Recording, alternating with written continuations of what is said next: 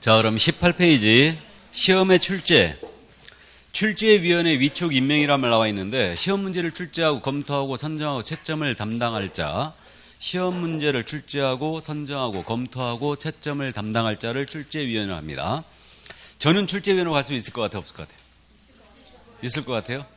제가 출제위원회로 들어간다면 여러분들이 굉장히 유리해지지 않겠어요? 제 스타일을 알 테니까.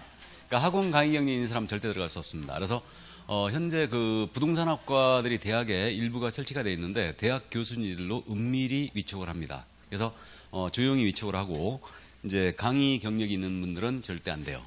이거는. 그래서 어쨌든 그렇게 위촉하는데, 그럼 출제위원은 시험 문제를 유출하거나 뭐 그러면 안 되겠지 않습니까? 그래서 만약에 시험 출제위원이 시험 문제 유출 등으로 그 시험의 신뢰도를 심히 저하시키는 행위를 했잖아요. 그럼 위촉을 금지하게 돼 있는데, 형법상 위기에 의한 공무집행 방해죄로도 처벌되는데, 그거와는 별도로 출제위원이 신뢰도를 저하시키는 행위를 했다. 시험 문제 유출 등으로. 그렇게 되면요, 이분을 위촉을 금지해야 되겠죠. 그래서 이제 시험 시행 기관장은 이분에 대해서 5년간 위촉을 금지하게 돼 있어요. 5년간. 그래서 이 정도 참고만 해두세요. 15회 전까지만 해도 시험 문제 유출 문제가 상당히 심각했거든요. 상당히 심각했는데 15회 시험 이후에는 전혀 이런 얘기가 없어요. 이런 얘기가. 그래서 15회 때도 대구 쪽에서 똑같은 문제가 나온 거죠. 학원에서 강의를 했는데 똑같은 문제가 나온 거야. 검찰차에 끌려갔죠. 끌려갑니다. 그래서 어쨌든 지금은 그런 거 이제 없습니다. 제가 밥을 이제 우리 수험생들하고 잘 안 먹거든요. 제가 그게 또 안 좋은 추억이 있어서 그래요. 지방 쪽에 제가 특강을 하러 내려갔거든요. 근데 거기 이제 주간반 반장님 해가지고 몇 분이 밥 먹자고 그러더라고. 그리고 지방까지 갔으니까 일단 밥 먹으러 갔죠. 갔는데 가서 밥을 먹고 있는데 문제 좀 주시죠 그러는 거예요. 무슨 얘기입니까? 그랬더니, 아니 서울에서 오셨으니까 문제 알고 있는 거 아닙니까? 그런 거 없는데요. 그 다음부터는 제가 절대 밥 먹으러 안 갑니다. 그래서 어쨌든 그런 문제들이 이제 전에 심각했어요. 그래서 심각했는데 지금은 이런 문제가 전혀 없습니다. 그래서 어쨌든 대학 교수진들로 일단 위촉이 되고 있고요. 자, 그 다음에 이제 시험 방법 및 내용이 나옵니다. 19페이지. 시험 공고가 나오는데, 시험 공고는 2번 나와요. 그래서 올해 시험에 대한 윤곽은 이제 12월 말 정도 되면 나온다 그랬는데, 계략상 공고가 한 번 있어요. 이게 예정 공고죠. 그러니까 예정 공고인데, 이건 매년 2월 28일까지 하게 돼 있어요. 매년 2월 28일까지. 그래서 이제 시험의 일시, 그 다음에 시험의 방법, 이것에 대해서 지금 내년 2월 말 정도면 이제 처음에 이제 공고가 됩니다. 그 다음에 세부사항 공고를 다시 한번 하거든요. 이걸 확정 공고라고 그래요. 확정 공고하는데, 이건 시험 보기 90일 전까지 하게 돼 있습니다. 그래서 시험 보기 90일 전까지 확정 공고를 하는데, 이때는 이제 시험의 일시, 그다음에 방법, 그다음에 응시 수수료, 또 나머지 이제 기타 내용에 대해서 이제 세부적인 내용을 이때 다시 공고해줘요. 그래서 통상적으로 지금 현재 7월 말 정도, 그러니까 7월 20일에서 7월 25일 사이, 이 정도의 이제 세부사항 공고가 다시 됩니다. 근데 물론 이제 우리가 중요한 건 시험 일시이기 때문에, 시험 일시에 대한 부분은 이제 이달, 다음 달 말 정도면 이제 나올 겁니다. 일단은. 근데 짐작은 할 수 있어요. 10월 넷째 주 토요일이니까 그냥 그래서 이렇게 참고해 두시고. 자, 그 다음에 이제 시험 방법에 대한 부분이 나오는데, 우리는 1차 시험이 있고 2차 시험이 있다는 거 알아요. 그래서 1차 시험이 있고 2차 시험이 있다는 거 분명히 알고 있습니다. 그럼 여기서 한 가지만 따지고 갈까요? 1차 시험은 민법과 부동산학 개론이에요. 그 다음에 2차 시험은 이제 우리 중개사법, 공인중개사법과 공법과 공시세법으로 되어 있는데, 1, 2차를 동시에 시행함이 원칙일 것 같아요? 아니면 구분 시행하는 게 원칙일 것 같아요? 동시 시행이란 말은 같은 날 1차를 다 본다는 얘기죠. 이게 원칙이냐, 아니면 구분 시행? 1차를 보고 나서 1차 합격자를 대상으로 2차 시험을 보느냐?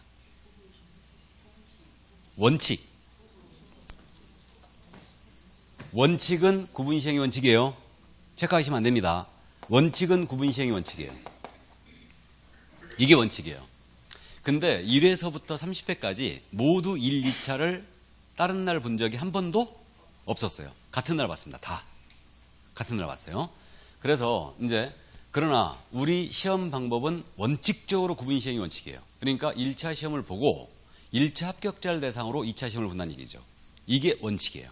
이게. 그러나 이제 시험 시행 기관장이 동시에 시행할 수 있어요. 그래서 현재 동시에 시행을 하고 있는 겁니다. 그럼 예를 들어서 동시에 시행을 할 때 지금처럼 1차 과목은 과락이라는 거 있죠, 우리. 과락이 몇 점 미만이다? 40점. 5과목 중에 단 한 과목이라도 40점 미만이 있으면 무조건 탈락입니다. 무조건 40점 넘겨야 돼요. 각 과목. 그러면 지금 1차 과목, 2차 과목 지금 우리 절대평가하고 있죠. 그러니까 과락 없이 1차 과목에 있어서 평균 60점 이상 득점을 해야 됩니다. 맞죠? 그래서 과락 없이 60점 이상 평균 득점을 해야 되고 2차 과목이에요. 역시 과락이 없어야 됩니다. 그리고 평균 60점 이상을 득점을 해줘야 되죠. 이게 그래서 60점 이상 이제 평균 득점을 해줘야지 합격입니다. 이렇게 선발하는 방식을 절대평가 방식이라고 그러죠. 그러면 지금 내가 1차 과목을 평균 50점 득점했어요. 2차 과목을 평균 70점 득점했습니다. 동시에 시행하는 건데 합격이다 불합격이다? 불합격이다. 그러니까 1차 과목을 동시에 시행하는데 불합격했잖아요. 2차 시험 이거 소용없는 겁니다. 1차에 합격해야지만 2차 과목이 유효해집니다. 그래서 1차에 불합격하면 결국은 2차 시험은 무효 처리예요. 그러니까 불합격이에요. 이때 2차는 합격한 걸로 하고 1차만 다시 보게 하면 진짜 좋겠죠. 예, 진짜 좋을 겁니다.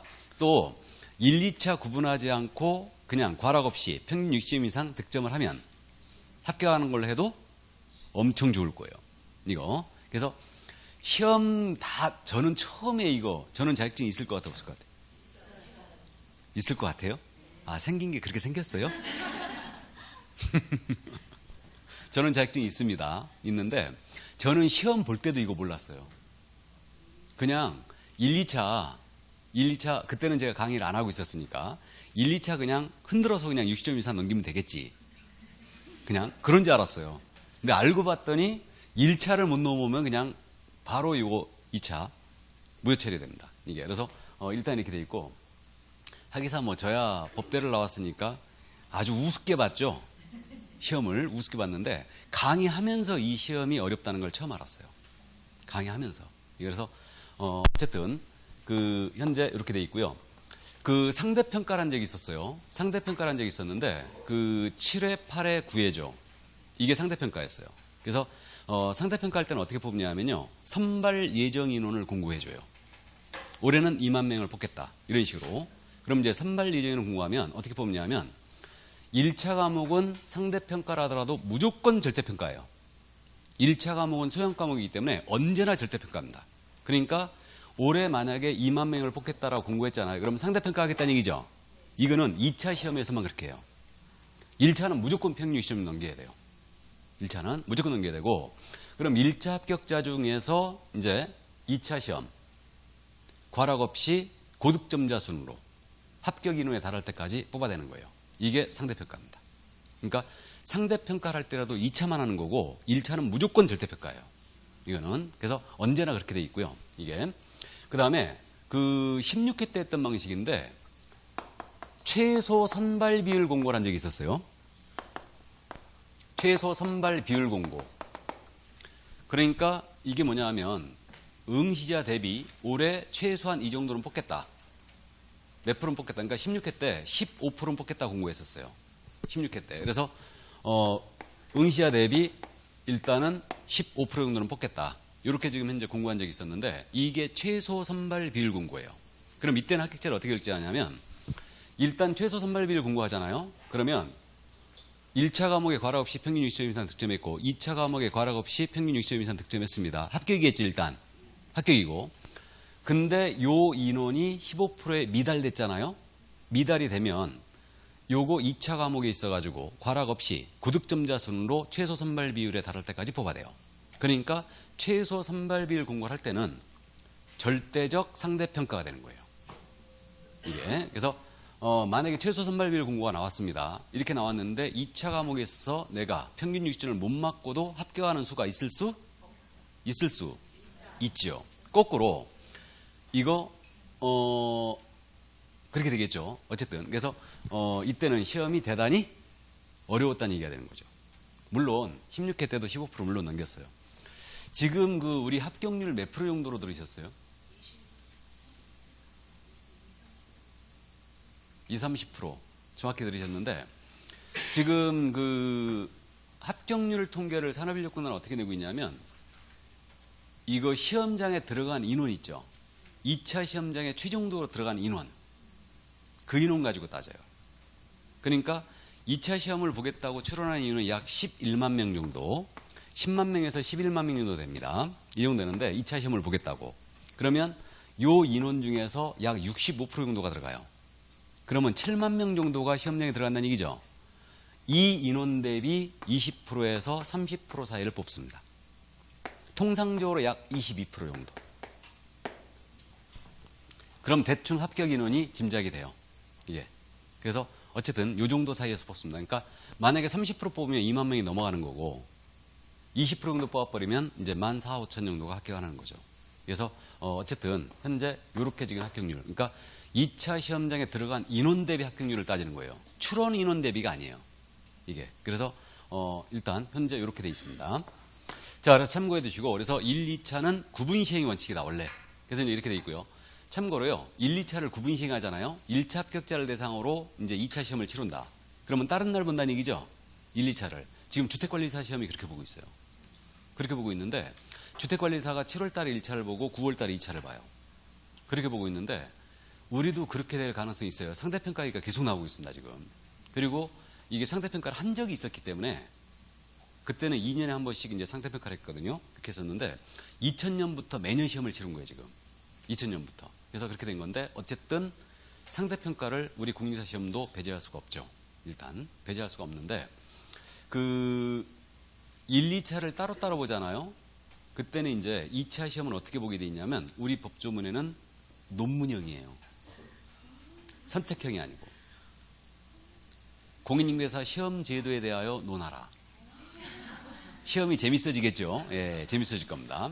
사례 딱 제시하고 기약서 한번 써봐라. 그죠? 이게 진정한 실무죠. 그럼 재밌어질 거예요. 예, 시험이. 그럼 다 포기해야죠? 포기해야 될 겁니다. 자, 그래서 어쨌든 현재는 이제 1, 2차를 동시에 시험을 보면서 모두 오지선다로 보고 있습니다. 모두 5개 중에 하나. 그래서 이렇게 보고 있고 우리 공무원 시험은 사지선다죠. 구급 공무원 시험. 요즘은 초등학생도 지금 오지선다라면서요. 5개 중에 하나. 근데 공무원 시험은 4개 중에 하나로 알고 있는데 아닌가요?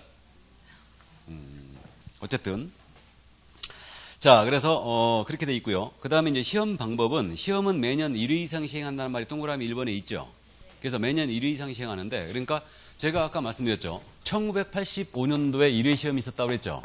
그럼 올해 지금 우리는 20년 시험이 되는 거죠. 그러니까 2020년 시험이 되는데 얻는 계산에도 이거 35년 정도 됐는데 여러분들이 31회잖아요. 그러니까 매년 치른 건 아니었어요.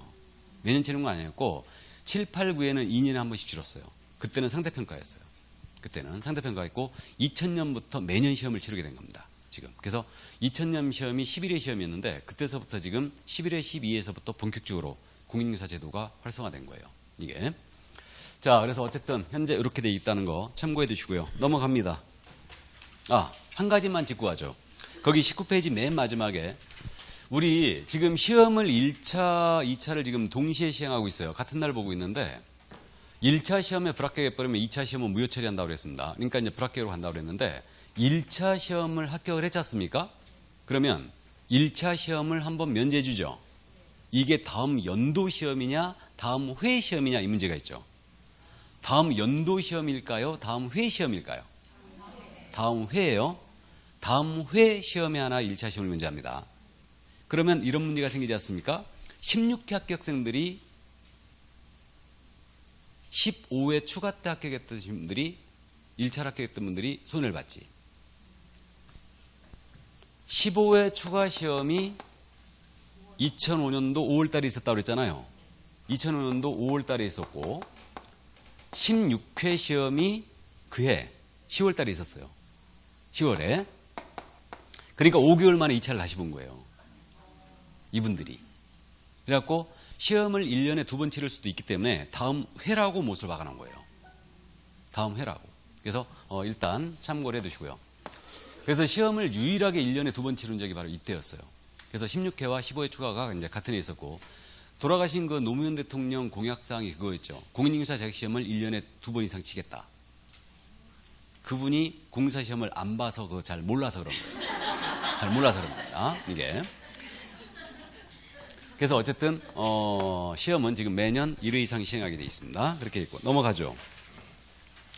그 시험 과목이 지금 나와 있는데요. 1차 과목은 이제 부동산학 개론과 민법 말씀드렸고요. 2차 시험은 지금 공인중개사 업무 및 부동산 거래 신고에 관한 법령, 그 다음에 부동산 공법, 그 다음에 부동산 공시에 관한 법령과 세법으로 돼 있다는 거 알아요. 그럼 자, 이제 우리 과목으로 돌아와서 시험 과목에 나는데 우리 과목의 정식 명칭을 잠깐 말씀드립니다.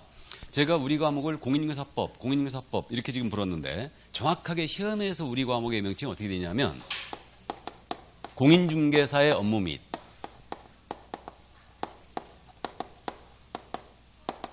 굉장히 길어요. 부동산 거래 신고가 있죠.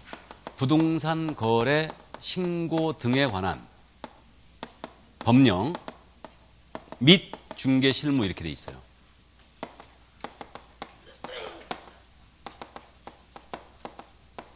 이렇게 돼 있습니다. 그래서 우리 과목의 정식 명칭이 이거예요. 공인중개사의 업무 및 부동산 거래 신고 등에 관한 법령 및 중개 실무 이렇게 돼 있고, 큰 파트로 나누면 법령과 실무로 나눠져 있어요. 그래서 법령이 있고 실무가 있습니다. 이렇게 지금 나눠지는데, 그럼 법령이라는 건 그야말로 여러분들이 이제 그야말로 법을 공부하는 건데, 이 법이 두 개의 법을 토대로 하고 있어요. 하나는 공인중개사법이라고 있습니다.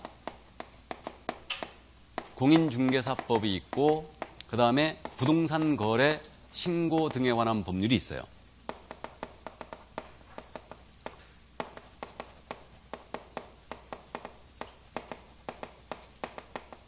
그래서 이 두 개의 법을 법령은 토대로 하고 있고요. 실무는 이제 다른 과목들, 뭐 민법, 공법, 세법, 뭐 공시법, 이걸 연계해서 중개 실무 관련 내용을 공부하는 거예요. 그래서 우리 과목은 크게 공인중개사 법령 및 중개 실무로 구성되어 있죠. 그러니까 이걸 줄여서 공인중개사 법령 및 중개 실무 이렇게 부르는 거예요. 그래서 이 법령에는 두 개의 법을 일단 토대로 하고 있습니다. 그래서 물론 주가 이제 공인중개사법이에요. 주가 공인중개사법이고, 변호사는 변호사법이 있고, 법무사는 법무사법이 있고, 세무사는 세무사법이 있죠. 우리 공인중개사는 공인중개사법이 있는 겁니다. 그래서 일단 이렇게 돼 있는데, 지금 우리가 40문제 출제한다고 그랬지 않습니까? 40문제 출제한다고 그랬는데 법령과 실무를 크게 나눠서 졌는데, 40문제 중에 법령이 70% 정도 비중을 갖고 있어요. 그 다음에 실무가 30% 정도의 출제 비중을 갖고 있습니다. 그럼 7대3 비중으로 출제하는데, 문제로 환산하면 70%를 법령에서 낸다면은 28개가 되는 거죠. 그 다음에 실무는 지금 그러면 12개가 되는 거 아닙니까? 12문제가 되는 거예요. 이렇게 되는데, 지금 이렇게 출제는 하겠다고 일단 공고는 하고 있는데, 실제로 시험은요, 법령 쪽을 약 32개 정도를 출제해요. 우리 30회 시험에서도 마찬가지예요. 30회 때도 법령 쪽에서 30개를 출제했어요. 32개를 출제했습니다. 그 다음에 실무 쪽을 약 8개 정도를 출제했죠. 이거를. 그럼 감 잡기 한번 해볼까요? 우리가 시험 비중에서, 출제 비중에서 법령을 높여주는 게 유리할까요? 실무를 높여주는 게 유리할까요? 네?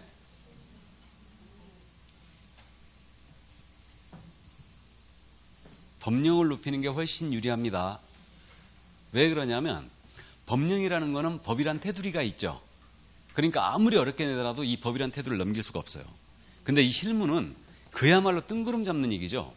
그러니까 우리 과목에서 느닷없이 민법의 물권법 내용을 냈다. 그래도 이거는 시험 범위를 벗어난 게 아니에요. 실무니까. 세법적인 내용을 우리 쪽에서 물어봤다 라고 하더라도 시험 범위를 벗어난 게 아니에요. 이게. 그래서 이쪽 실무 비중을 낮추는 게 우리한테는 훨씬 유리합니다. 이게. 그렇기 때문에 지금 현재는 계속 32개, 8개 이 정도 선에서 왔다 갔다 하고 있어요. 이게 그러니까 사실은 이제 법령 쪽이 그래서 주 파트가 되고 있고 실무 쪽은 이제 내는 곳들이 정해져 있어요. 이게. 그래서 일단 참고해 두시고요. 그래서 요 두 개의 지금 현재 그 법을 토대로 우리 공인중개사 법령이 일단 이 구성이 되어 있고요. 그래서 제가 공인중개사법 하면은 이제 공인중개사법 줄여서 이제 이렇게 부르고 있고요. 중개사법 이렇게도 부르고 그 중개법 이렇게도 이제 부르는데 정확하게는 공인중개사 업무 및 부동산 거래 신고되는 법령 및 중개실무 이렇게 돼 있고 이걸 줄여서 공인중개사 법령 및 중개실무 이렇게 부르는 겁니다. 참고해 주시고요. 자, 그러면 과목 잠깐 이제 참고로 말씀드렸고요.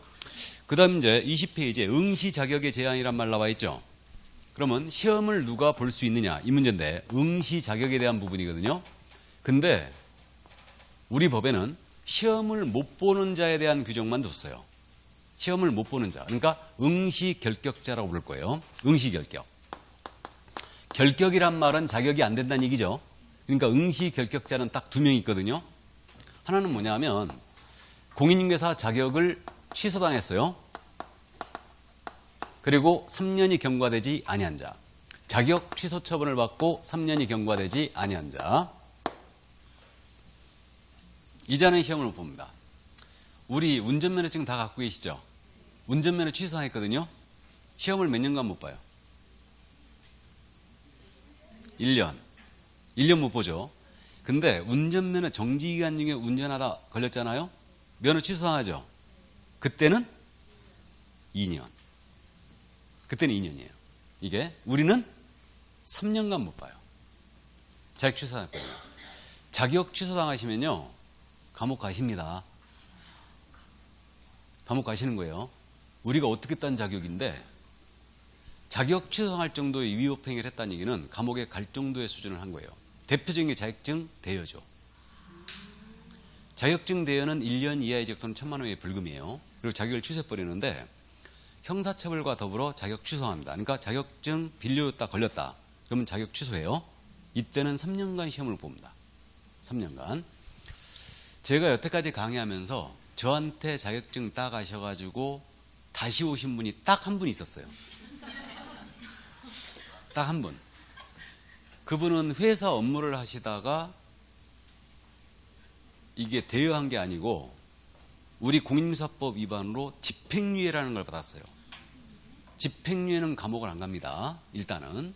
근데 분명히 징역형의 선고를 받은 거예요. 그래가지고 자격을 취소했어요. 취소했는데 그래갖고 다시 오셨어요. 다시 오셔갖고 물론 3년 지났다는 얘기죠.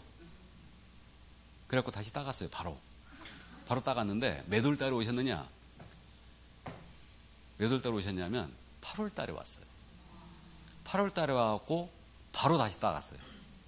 바로 일단 그분은 공인중개사였으니까 어쨌든 그래갖고 이제 그런 일이 한 번 있었고 그러니까 우리는 자격 취소하면 3년간 응시를 못합니다. 그러니까 이런 일은 절대 없어야 되고요. 그 다음에 또 한 사람이 누구냐면 시험을 못 보는 자가 시험 보다가 컨닝하다 걸렸죠. 이게 시험 부정이자예요. 시험 부정 행위를 하다가 걸렸잖아요. 그럼 이자는 무려 5년간 응시를 못해요. 5년간. 감옥은 안 갑니다. 물론 이제 부정행위는 이제 고발당하면 위기에 의한 공무집행방해죄로 처벌될 수 있어요. 그렇게 되는데 어쨌든 그 부정행위하다 걸리면 이제 5년간 응시를 못합니다. 그래서 요즘 이제 그 시험장에 가면 감독관이 2명 들어오거든요. 그래갖고 이제 앞에 1명, 뒤에 1명 이렇게 이제 서 있는데 2명이 들어오고 어쨌든 감독관 잘 만나는 것도 이제 운이고 이게 그래서 감독관들은 이제 주로 이제 학교에서 우리가 시험을 보니까 학교 선생님이 한 분 들어오고요. 또 한 분은 이제 일반 차출. 그래갖고 이제 수당 주고 이제 알바를 고용하는 거죠. 그래갖고 하는데 주로 이제 연세가 드신 이제 그런 분들이 이제 많이 들어오기도 해요. 어쨌든 그래서 그 시험 부정행위는 전에는 이제 제일 많았던 게 뭐였냐면 대리시험. 대리시험. 우리 요즘 기술 좋잖아요. 완전 딴 사람 만들어 놓는 거야. 그리고 감독관이 구별을 잘 못하는 거지. 특히 여성분들. 고등학교 때 찍은 주민등록사진이에요. 그리고 내가 지금 현재 50대야. 그래서 이제 대리시험들 전에 이제 있었는데 요즘 뭐 대리시험은 워낙 은밀히 진행되기 때문에 뭐 이런 거는 뭐 소문이 잘 안 나죠. 예, 오픈이 잘 안 되니까. 어쨌든 그 대리시험 대표적인 부정의 유형이에요.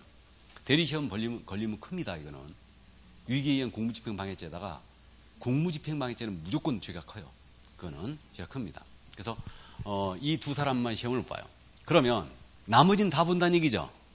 그럼 대한민국 국적이 없는 외국인이에요? 외국인 응시할 수 있다 없다? 있다라는 얘기죠. 국적이 필리핀이에요? 시험 볼 수 있습니다. 물론 한국어 잘해야 되겠죠. 네, 그래서 외국인 시험 볼 수 있어요. 그 다음 민법 시간에 들어봤을 겁니다. 미성년자라고 들어보셨죠? 미성년자는 만 몇 세 미만? 18세까지 미성년자죠. 그러니까 이제 18세를 잊어버리고 19세로 기억하세요. 19세 미만자다. 미만이냐 이하냐 이상이냐 뭐 초과냐 이 문제가 있는데, 그러면 19세 미만자는 18세까지란 얘기죠. 18세까지가 미성년자예요. 이거 그래서 19세 미만자가 미성년자인데 미성년자 응시할 수 있다 없다? 있다. 있다. 제가 여태까지 강의하면서 합격생은 아닌데 최연소 수험생이 누구였냐면 초등학교 5학년생 있었어요. 5학년생 거의 엄마랑 같이 다녔는데 결국은 포기했죠. 포기했는데 얘가 뭐 영재급이었어요. 그래가지고 했는데 못 따라와요. 애우는 건 잘하는데 이해를 못하는 거지. 이해를 못해요. 그래서 이제 어쨌든 있었고, 그래서 제가 여태까지 강의하면서 이제 가장 보람을 느꼈던 게, 여러분들이 이제 합격하시고 나면 자격증 받고 나면 허탈하실 거예요. 이 종이 쪽지 하나 받으려고 내가 이 생고생을 했나?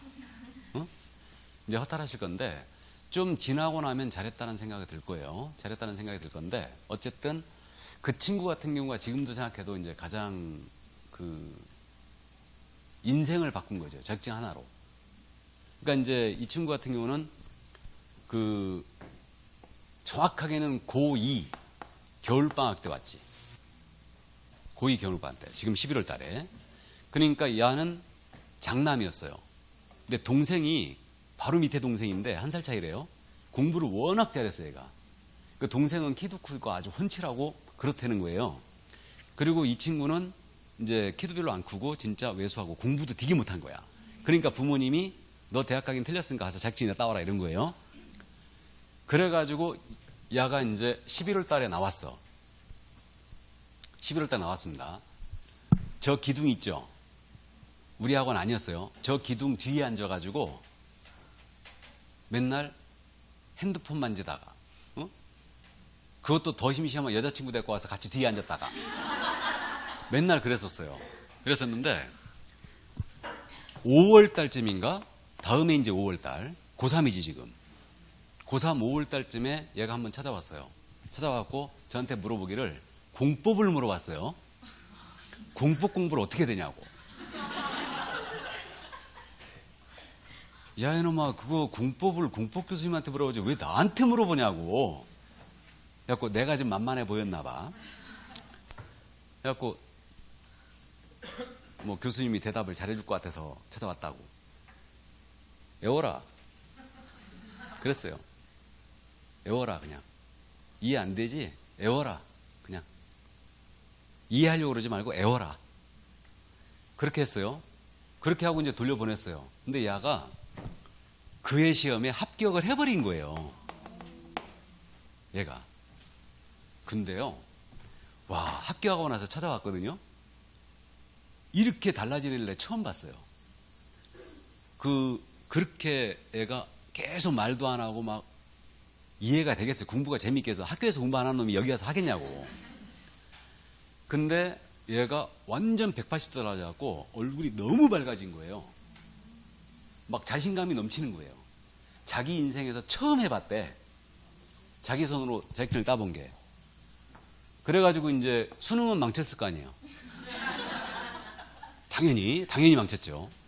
그러니까 어떻게 해야 되냐고 이제. 그래갖고 너 대학 가라. 그랬더니 이제 대학 가려고 생각을 하고 있대. 이거 어느 과를 가야 되냐고. 당연히 부동산학과지. 이거. 그래가지고 올해는 이제 틀렸으니까 그러면 내년에 대학을 가겠다. 부모님이 너무너무 좋아한대. 그래가지고 전폭적으로 지원을 해줄 테니까 그냥 가라. 이게. 그래갖고 이제 그 뒤로 갔는지 안 갔는지 모르겠어요. 근데 자격증 하나 가지고 사실 얘는 이제 나이가 어리잖아요. 사실 이렇게 따가지고 바로 또 취업하기도 그렇잖아요. 이거를. 그래갖고 제가 이제 그랬어요. 그러면 부동산학을 전공하고 자격증이 있으니까 부동산학과는 분명히 어드밴티지가 있다. 어드밴티지가 있으니까 자격증이 있으니까. 그러니까 부동산학과 물론 법대 출신들이 모두 이제 사법시험 합격하는 거 아니었죠? 부동산학과 출신들이 20%도 합격 못해요. 자격시험을. 20%도 합격 못합니다. 예? 대학이잖아요. 그래도 시험 공부를 위주로 하는 게 아니고 우리는 학원에서는 전문적으로 시험에 대비한 공부를 하잖아요. 지금. 그러니까 부동산학과 출신들 여기 이 자리에도 계실지 모르겠는데 중개사법 완전히 틀리다는 걸 알아요. 대학에서 공부하는 거하고 완전히 180도 틀리죠. 중개사법만 해도 이게. 그러니까 이제 야는 지금 자격증을 갖고 부동산학과를 갔잖아요. 그래서 내가 그랬어요. 그러니까 부동산학과를 가서 감정원을 봐라. 유일하게 공사 중에 자격증 어드밴티지를 주는 데가 한국감정원이에요. 여기 합격하면 진짜 장땡이지. 여기 합격하면. 그래갖고 이게 가장 좋은 코스로 하는 거예요. 이게. 그래가지고 이제 부동산학과에서 이제 지적을 공부했다면 지적공무원 시험을 볼 수도 있고 이거를. 그러니까 그쪽으로 개통을 가라. 근데 이제 그렇게 그 얘기를 해준 적이 있어요. 그러니까 그렇게 됐는지 모르겠는데 실제로 저 젊은 친구 한 명은 이제 이렇게 된 게 있어요. 그래서 그 젊은 친구인데 그 친구도 군대 갔다 와갖고 이제 바로 합격을 했어요. 바로 합격을 하고 제가 그 얘기를 한 적이 수업 시간에 있었대요. 젊은 친구들은 일단은 근무하기가 힘드니까 부동산에 근무하기 힘드니까 특히 남자애들 공무원 시험 같은 걸 공부해봐라. 생각을 해봐라. 근데 야는 지적학과 출신이었어. 지적학과 출신이었고 나중에 이제 나한테 물어보더라고요. 어떻게 해야 되냐고. 나이가 자기 이제 25밖에 안 됐는데 어떻게 해야 되냐고. 그래갖고 그러면 지적공사를 봐라. 시험을. 지적공사 봐서 합격했다고 전화 왔어요. 너무 고맙다고. 그래갖고 이제 그렇게 한 친구가 있었고 또 한 친구는 젊은 친구는 합격하고 나서 법에 이제 자신감이 생긴 거야. 법이 너무 재밌는 거야. 그래가지고 노량진 들어갔어요. 노량진 경찰 공무원. 지금 현직에서 경찰 공무하고 있어요. 젊은 친구. 그러니까 자격 시험이 아무것도 아니었는데 이걸 공부를 해보니까 그 자신감을 가지고 젊은 친구들은 방향을 트는 거지. 이거를. 그러니까 이제 어쨌든 뭐 그런 친구들을 봤을 때는 상당히 이제 보람을 많이 느껴요. 이게 보람을 많이 느끼는데 어쨌든 이제 툭툭 던지면서 이제 상담을 해줬던 내용들이 그런 것들이 이제 젊은 친구들은 이제 받아들이는 거 있는 거지. 그런 것들. 그러니까 뭐 이 자리에도 뭐 그런 분이 계실지 모르겠는데 어쨌든 전공이 이제 지적이라든가 부동산학을 전공해 계신 분들은 이 공부를 하면서 다시 한번 도전해 볼 생각도 가지시는 게 좋고요. 또 한 분은 또 어떤 분이 있었냐면 정년퇴임을 하시고 그 본인이 건축학과를 졸업했다고 그러시더라고요. 건축학. 그래갖고 건축학과를 졸업하시고 건축 설계사무소에 꼭 이제 일을 해오시다가 정년퇴임을 하셨는데 이거 자격시험 공부를 해보니까 너무너무 법이 재밌더래. 그래가지고 대학에 편입을 한 거예요. 그분이 연세가 65인가 됐었어요. 남자분이셨는데. 그래갖고 또 대학 졸업했으니까 3학년에 편입한 거예요. 법대 3학년에. 그때는 법대가 있었죠. 지금은 로스쿨로 가고 있지만. 그래가지고 법대를 3학년에 편입했는데 한번 찾아오셨어요. 3학년에 괜히 편입했다고. 법대 3학년 과정은 법 철학부터 시작해갖고 그런 거 다 들어가거든요. 머리 아니야말로 뽀개집니다. 그거. 그래갖고 아주 미치겠대 아주. 뭐 소크라테스 독배 마시고 죽었다. 그게 맞냐 틀리냐. 거기서부터 시작해갖고 어쨌든 그런 거 공부하는데 진짜 본과 과정을 하고 있는데 3학년이면 그래갖고 괜히 편입했다고. 괜한 짓 하지 마시고 그만두시죠. 자격시험에서 민법 하나 했다고 법대 과정에서 그게 되겠냐고. 내가 그런 소리 했습니다. 이게. 민법도 겉핥기만 했지 사실 학문적으로 대학에서 공부하는 건데 이거는. 어쨌든 뭐 여러 가지 이제 그런 수험생들을 봤는데, 여러분들도 나중에 학교 가시고 나면은 이제 좀 허탈함을 느끼긴 할 건데, 나중에 시간이 지나면 잘했다라고 하실 거예요. 잘했다. 자, 그래서 미성년자도 시험 볼 수 있다는 거 이해해 두시고요. 그 다음에 이제 우리 한 가지만 더 따지죠. 다음 주 공부할 내용과 연결되는데, 파산자라고 있죠. 빚이 너무 많아서 법원으로부터 파산 선고를 받은 자를 파산자라고 그래요. 신용불량자 이런 거 말고, 개인 회생 중에 있는 자 이런 거 말고, 파산. 그야말로 이제 경제적 무능력자 된 건데, 파산자 시험 볼 수 있게요, 없게요? 있다. 시험 볼 수 있어요. 또 전과가 있습니다. 내가 전과 사실 있어요. 시험 볼 수 있게요, 없게요? 있어요. 그러니까 이 두 명을 제외하고는 우리 시험은 전문 자격증이니까 나이, 성별, 국적 따지지 않습니다. 다 볼 수 있어요. 그래서 능력이라면 누구나 다 봐라 이거죠. 그래서 이들도 시험 볼 수 있다는 거 일단 이해만 해두세요. 이거. 근데 미성년 상태에서 내가 합격을 한 거예요. 미성년자가 중개사무소에 앉아 있습니다. 신뢰가 가요, 안 가요? 안 가죠. 사기전과 18범이에요. 나오자마자 중개사무소에 앉아 있는 거예요. 자격증 따갖고. 신뢰가 가요, 안 가요? 안 갑니다. 그러니까 시험을 볼 수 있다는 것과 중개사무소에 근무할 수 있다는 건 별개의 문제예요. 그들은 중개사무소에 근무를 못합니다. 미성년인 상태에서 자격을 땄잖아요. 성년 될 때까지 기다려야 돼요. 내가 교도소 갔다 왔잖아요. 3년은 지나야 돼요. 근데 그 사이에 자격은 딸 수 있어요. 자격증은 딸 수 있는데 3년 지나야 됩니다. 떼받는 기간이 필요해요. 뭔 말인지 아시겠죠? 요게 다음 주에 공부하는 내용이에요. 그래서 일단 참고해 두시고. 자, 그 다음에 이제 합격자 결정에 대해서는 말씀드렸고요. 절대평가, 상대평가 말씀드렸고요. 근데 우리 과목이 이제 아직 공부는 안 했지만 우리는 우루가든 좌로가든 평균 60점 이상 득점을 합격한다고 그랬죠. 그럼 만약에 우리 공인인증서법을 60점을 맞았다고 가정해 볼까요? 60점. 우리 과목을 합격할 수 있다, 없다? 없다. 누가 왜 그랬어? 누가 반말했어? 나랑 비슷하니까 그래도 돼요. 예. 그래서 이 우리 과목 60점 맞으면요, 제가 장담컨대 100% 불합격이에요. 1%도 가능성 없어요. 우리 과목을 60점 정도 득점할 정도 공부를 했다면 2차 과목에서 상대적으로 공법이 어렵다고 그랬죠. 공법은 절대 60점을 득점 못할 거거든. 그러니까 불합격이에요. 100% 불합격이에요. 100%. 그러면 10점을 올려서 우리 과목 70점 득점했다고 가정해 볼까요? 70점. 합격할 수 있다, 없다? 운이 좋으면 조상이 나라를 구했잖아요. 그럼 합격할 수도 있을 거예요. 근데 70점 맞아도 합격 못합니다. 왜 그러냐면 이렇게 우리 과목에 70점 정도 득점할 정도로 공부했다면 공법, 공시세법에서 분명히 50점 이상을 득점을 못할 과목이 나올 거니까 불합격이에요. 불합격입니다.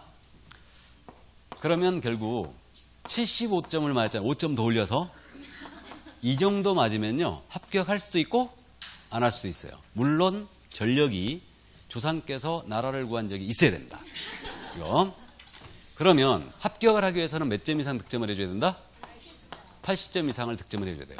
우리 과목은. 그래서 대다수 수험생들은 80점 이상 득점을 이제 해야지 2차 과목을, 우리 과목을 저렇게 이제 득점을 해줘야지 합격하고, 작년 29회 시험 때는요, 우리 과목을 85점 맞고도 불합격하신 분들이 나왔어요.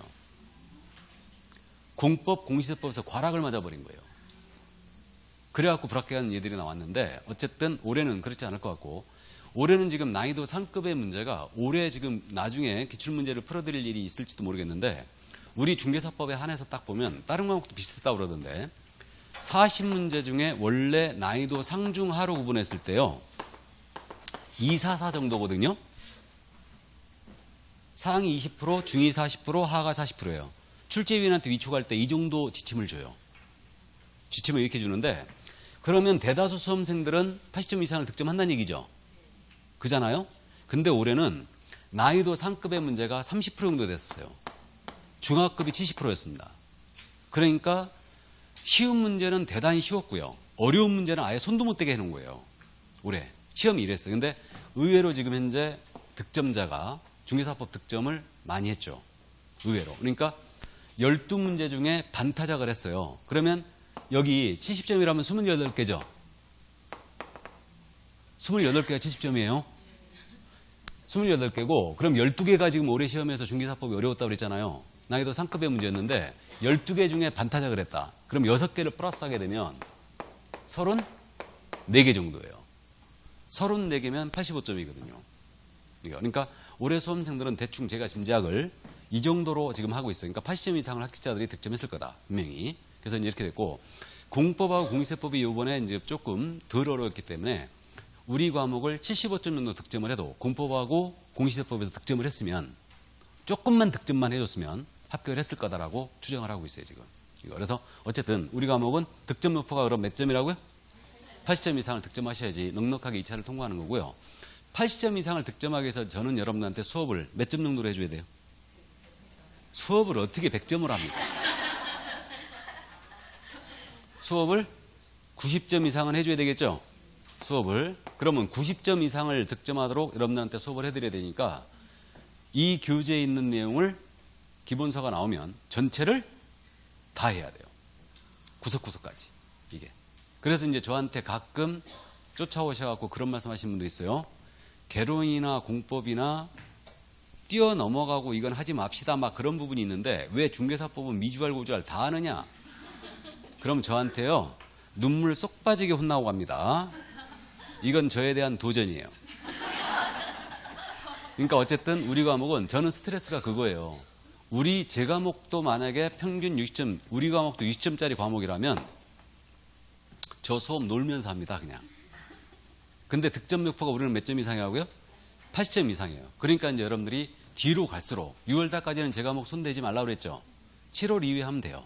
이렇게 하면 되는데 7월 이후에 스트레스를 엄청나게 드릴 거예요. 이거 그러니까 그 정도 강도로 해줘야 돼요.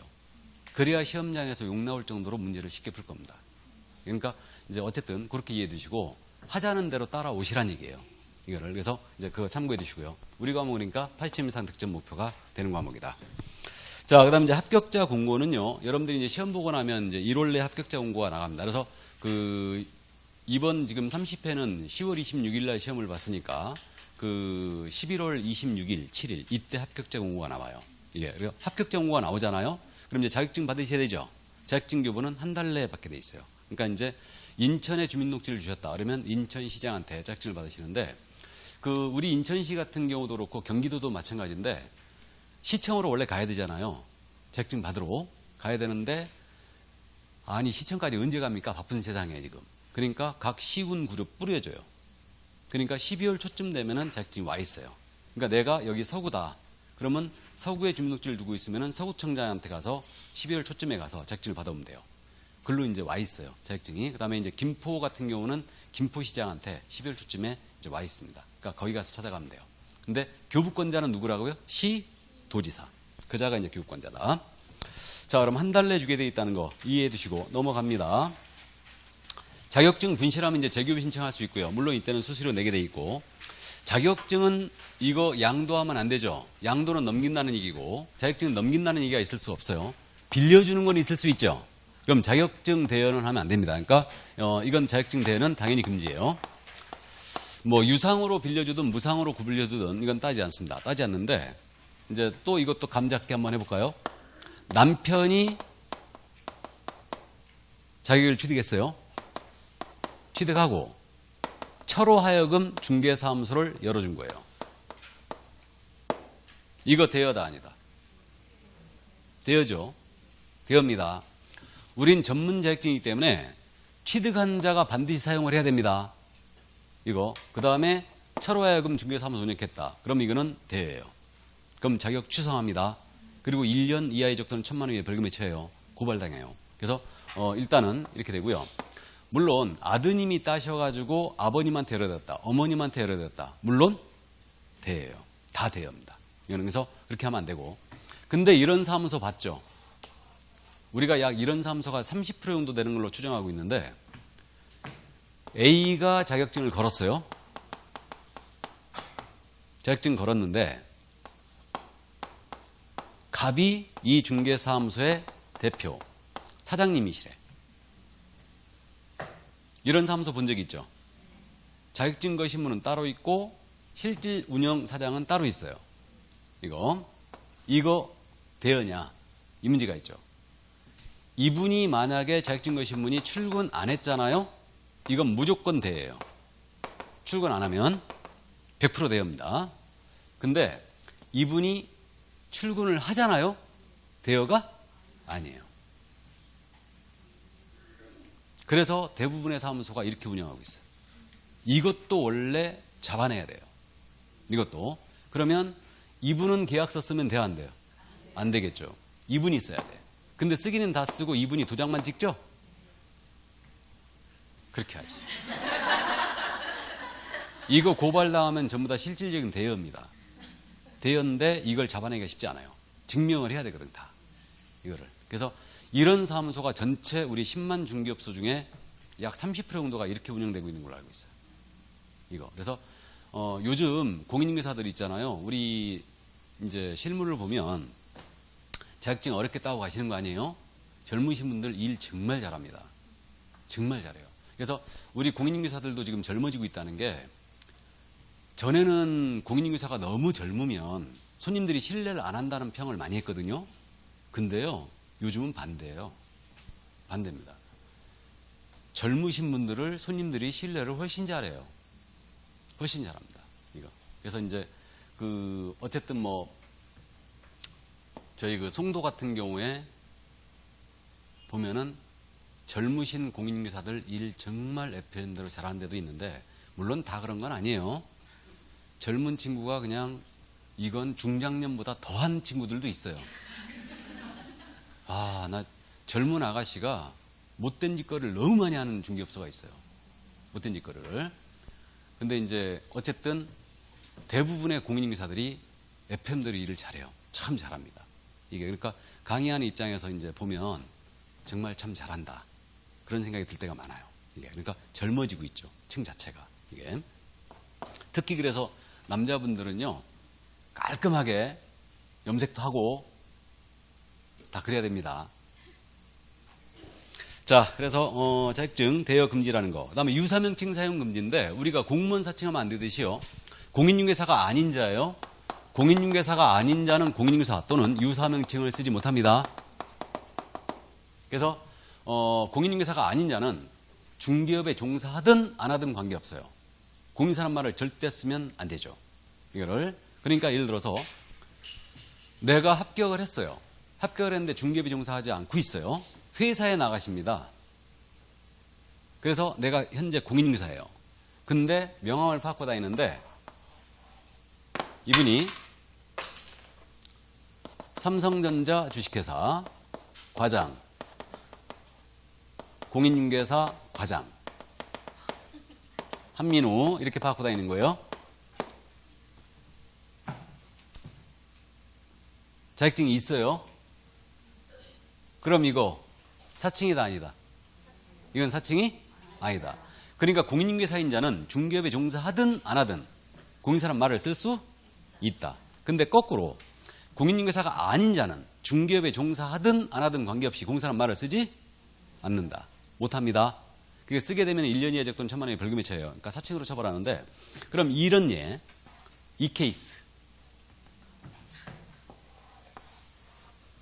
예를 들어서 이게 상호를 희한하게 부동산 뉴스라고 정한 거예요. 근데 이분이 자격증이 없습니다. 그래갖고 중개사무소에 이거 상호인데 대표 그래갖고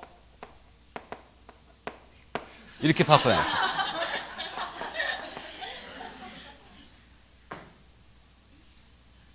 이거 사칭인 것 같아요? 아닌 것 같아요? 사칭 아닌 것 같아요? 왜요? 그러면 이 명함을 여러분들이 받았을 때 공인중개사로 오인할 소지가 있어요? 없어요?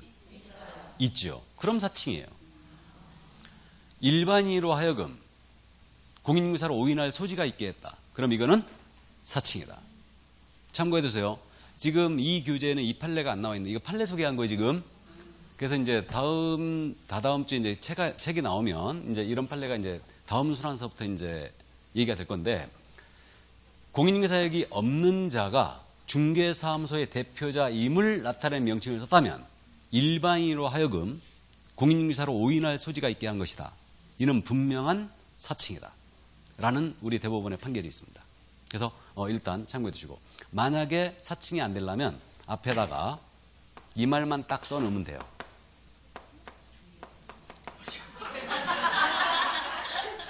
그럼 사칭 아닙니다. 이때는. 자, 그럼 여기까지 하고요. 공인중개사 정책심의위원회라고 있는데, 공인중개사 정책심의위원회는요, 시험에 대한 전반적인 사항을 심의 의결하기 위해서 현재 국토교통부에 정책심의위원회가 설치가 되어 있습니다. 이건 참고하시고 다음 순환 때 다루면 돼요. 자, 그럼 여기까지 하고 잠깐 쉬었다 할까요? 네, 쉬었다 하겠습니다.